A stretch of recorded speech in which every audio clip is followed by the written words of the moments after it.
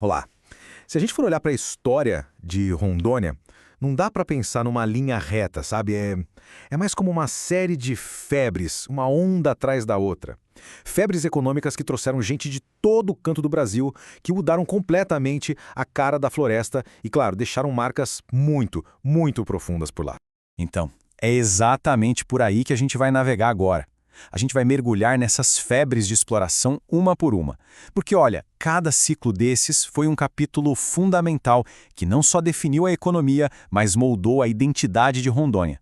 Desde aquela época em que era um território super isolado, até se transformar nesse estado tão importante para a fronteira agrícola do Brasil.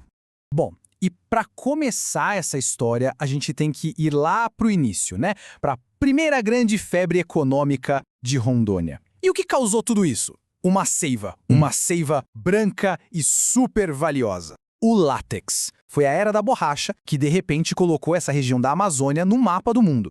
Então essa era da borracha não foi uma coisa só, não. Ela teve dois momentos bem diferentes. O primeiro, lá no final do século XIX, foi uma loucura. Foi tudo por causa da invenção do pneu, que fez a demanda explodir, e isso atraiu, assim, milhares de nordestinos para o meio da selva. Já o segundo ciclo, esse foi bem mais curto, mas super intenso. Foi basicamente um esforço de guerra, sabe? Para abastecer os aliados na Segunda Guerra, já que as fontes de borracha lá da Ásia tinham caído nas mãos dos inimigos.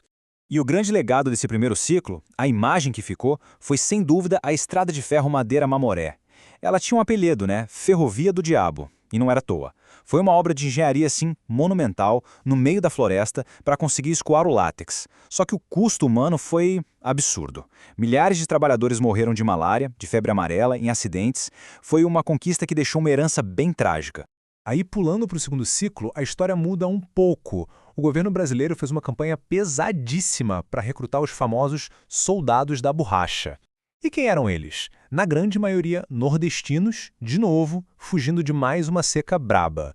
Foram enviados para a Amazônia com aquela promessa de ficar rico, né? Afinal, era um esforço de guerra essencial para os Estados Unidos.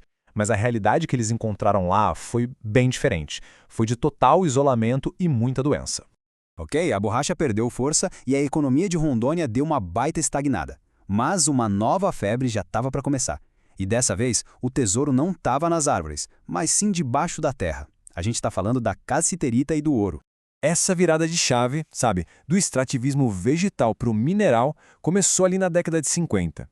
Primeiro, acharam diamantes, mas o que realmente ligou o motor foi a descoberta da cassiterita, que é um minério de estanho, super importante para a indústria no mundo todo. E aí, um pouco mais para frente, lá no final dos anos 70, foi a vez do ouro. E aí a corrida ficou ainda mais maluca. Dá para ter uma ideia da dimensão que essa atividade mineral tomou. A cassiterita, que é essencial para fazer solda, ligas metálicas, um monte de coisa, virou um novo pilar da economia de lá. Rondônia chegou a ser responsável por uns 70% de toda a produção do Brasil. Mas, como sempre na Amazônia, o grande problema era como é que a gente tira esse minério todo do meio da floresta. E depois da cassiterita, veio a febre do ouro. O preço no mercado internacional disparou. E aí já viu, né? O boato de que tinha ouro no Rio Madeira se espalhou como fogo. O resultado foi explosivo. Para se ter uma ideia, em 1989, o Brasil produziu 130 toneladas de ouro. E o mais impressionante, 90% disso tudo vinha de garimpo informal. E muitos deles, claro, lá em Rondônia. Só que essa corrida a ouro foi um caos completo. Pura desordem, conflitos violentíssimos e uma destruição ambiental terrível por causa do uso de mercúrio sem controle nenhum. Diferente dos outros ciclos, esse do ouro não deixou quase nenhum benefício estrutural. O legado foi de violência, muitos problemas de saúde e no fim deixou um vazio enorme que precisava ser preenchido por um modelo mais estável, digamos assim.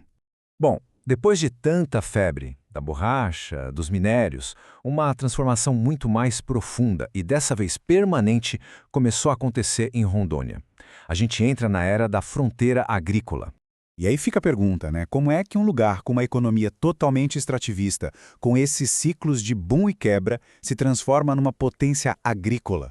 Uma economia baseada na posse da terra e em gente fincando o pé no chão para ficar. A resposta para isso é uma combinação de três coisas, basicamente. Primeiro, infraestrutura. Segundo, uma política clara do governo para ocupar a região, com os projetos de colonização do INCRA. E terceiro, e talvez o mais importante, uma nova onda de imigrantes. Só que dessa vez não eram mais seringueiros ou garimpeiros. Eram famílias de agricultores, principalmente do sul e do sudeste, procurando terra para plantar café, cacau e depois criar gado.